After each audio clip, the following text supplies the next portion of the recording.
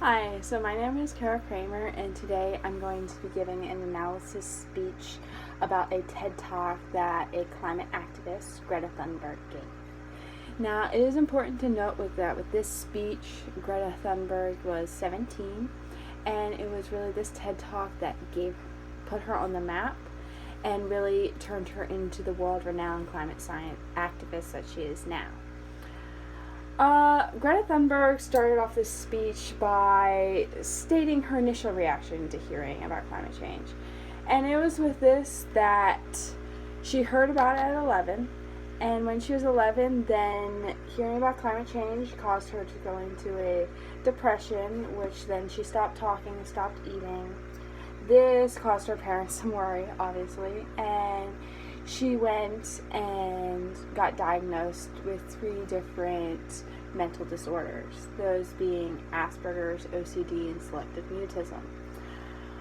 It's really within her 3 disorders that give her some variation with some of the speech making that she gives. She does not have necessarily the amount of practice and polish as some of the other activists and speech makers around, but she really gives each of her speeches her own flair and varies how she's saying things because she's got such a unique take on the world. So she starts off her speech by giving her reaction, then she goes into her main points, such as there should be no gray areas with climate change, everything's black or white. That by saying this, she means that the more developed countries need to cut emissions and such like that.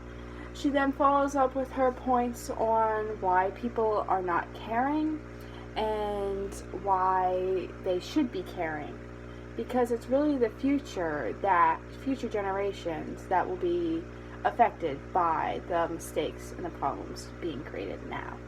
And she goes on to explain this. She does have some variation in humor throughout, but mostly it's rather dry. She limits all movement, but she keeps her points very strong, and she backs them up with all facts.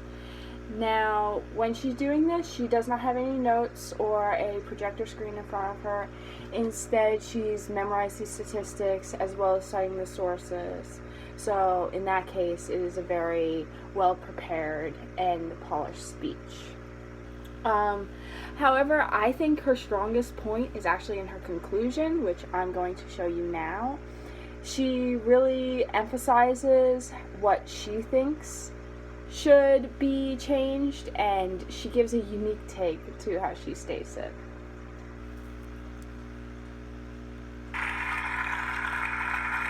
Now we're almost at the end of my talk. And this is where people usually starts talking about hope, solar panels, wind power, circular economy, and so on. But I'm not going to do that. We've had 30 years of pep talking and selling positive ideas. And I'm sorry, but it doesn't work.